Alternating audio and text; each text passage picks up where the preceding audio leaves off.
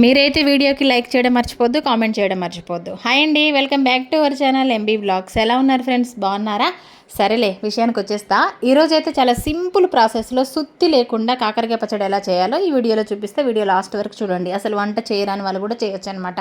ఇవైతే ఫ్రెష్ కాకరకాయలు, అవే కంచ కాకరకాయలు అంటాం మేమైతే. అవి శుభ్రంగా కడిగి కట్ చేసి ఆరపెట్టుకొని కొంచెం తీసాను. ఇప్పుడైతే కొంచెం కళాయిలో ఆయిల్ వేసేసుకొని అవి కొద్దిగా ఇలా అయితే వేంపుకోవాలన్నమాట. చాలామందికి తెలిసే ఉంటుంది ఈ ప్రాసెస్, బట్ తెలియని వాళ్ళకి చాలా సింపుల్ ప్రాసెస్గా సుత్తి లేకుండా సింపుల్గా అర్థమయ్యేలాగా ఈ వీడియోలో అయితే చెప్తున్నాను అనమాట. చూసారు కదా, కాకరకాయలు మరీ ఎక్కువగా ఫ్రై కావద్దు, మరీ పచ్చిగా ఉండకూడదు. ఇలా మామూలుగా మీడియంగా బ్రౌన్ కలర్ వచ్చేలాగా వీటిని అయితే మనం వేపుకోవాలి. నేను పీసెస్ మాత్రం చాలా చిన్న కట్ చేసిన. నిజం చెప్పాలంటే కాకరకాయ పచ్చడికి కొంచెం పెద్ద కాకరకాయలు అయితే పెద్ద పీసెస్ కట్ చేసుకుంటే బాగుంటాయి. కాకపోతే ఇవి చిన్నవి కాబట్టి నేను ఇంకా చిన్నగానే కట్ చేసిన, తొందరగా కావాలని చెప్పేసి. చూసారు కదా, ఇలా ఈ మాదిరిగా అయితే వేంపుకోవాలి. అలాగే కొన్ని వేసుకుంటూ మొత్తం ఇలా తీసేసుకోవాలి. అన్నీ కూడా తీసి గిన్నెలో వేసుకోవాలి. ఇంకా ఫైనల్గా అన్ని కిలో కాకరకాయలు అయితే అవి అయిపోయినాయి అనమాట. ఇంకా అదే ఆయిల్లో కొంచెం కరివేపాకు కూడా ఇలానే వేపేసుకోవాలి. ఇంకా మీకు ఇష్టమైతే పల్లీలు కూడా వేయించేసుకోండి. నేను పల్లీలు స్కిప్ చేసిన, అవసరం లేదని చెప్పేసి. ఇంకా సింపుల్గా ఇక్కడ చూసారు కదా, ఇంకా అందులో మన టేస్ట్కి సరిపడా ఉప్పు ఇంకా అందాజుగా వేస్తాను నేనైతే. కొలతలు ఎమ్మటైతే ఏది వేయను. అదొక నెల రెండు నెలలు నిల్వ ఉండే పచ్చడి ఎక్కువగా పెడుతున్నామంటే కొలతలు అయితే పెడతాను. లేదు ఇప్పటికిప్పుడు తినేదే కాబట్టి కొలతలు ఏం వాడట్లేదు. ఇది కూడా ఒక 1 మంత్ అయితే ఖచ్చితంగా ఉంటుందన్నమాట. ఈ విధంగా చేస్తే చాలా బాగుంటుంది. కారం కూడా అందాజుతోటే వేస్తున్నాను నేను, ఎందుకంటే పిల్లలు కూడా తింటారు కాబట్టి ఎక్కువ కారం అయితే వేయట్లేదు.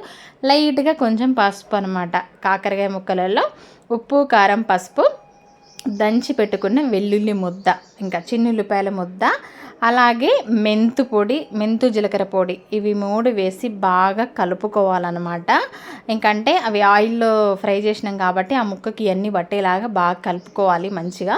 ఇట్లా కలుపుకున్న తర్వాత లాస్ట్లో ఏం చేయాలంటే, నేను వీడియోలో మీకు ముందే చూపించలేదు, నేను జీలకర్ర మెంతు పొడి లాస్ట్కి వేసిన అనమాట.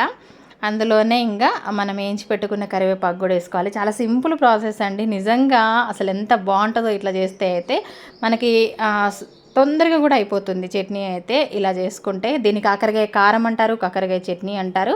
అలాగే మనము ఫ్రై చేసుకున్న ఆయిల్ ఉంటుంది కదా, ఆ ఆయిల్ కూడా కొంచెంగా ఇందులో కలుపుకుంటూ మొత్తం కూడా ఇట్లా కలుపుకోవాలన్నమాట. దీన్ని ఇట్లానే మనము ఒక డబ్బాకి పెట్టి పక్కకు పెట్టేసినాం అనుకోండి, ఒక గాజు సీసాలో, ఇది అనేది మంచిగా చిక్కబడి అందులో గ్రేవీ అనేది వస్తుందన్నమాట. పక్కకి పెట్టాలి. కాకపోతే మేము మాత్రం ఇప్పుడే తినేద్దామని ఫిక్స్ అయిపోయినాం అనమాట. ఈరోజు నుంచి స్టార్ట్ చేస్తాం అది తినడం అయితే.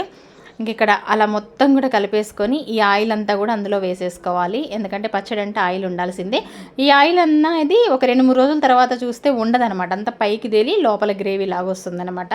నిజంగా చాలా టేస్టీగా ఉంటుంది ఇలా చేసుకుంటే, చాలా సింపుల్గా కూడా ఉంటుంది.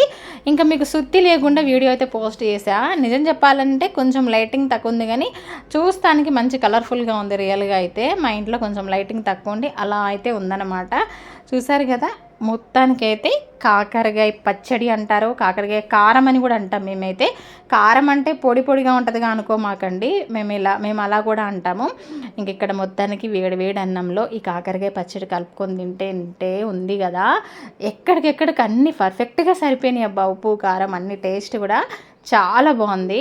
నిజం చెప్పాలంటే అసలు నమ్మరు, కానీ చాలా బాగుంది. మీరు ఒకసారి ఇట్లా ట్రై చేయండి. ఓకే, మరి వీడియో నచ్చితే లైక్ చేయడం మర్చిపోవద్దు. బాయ్.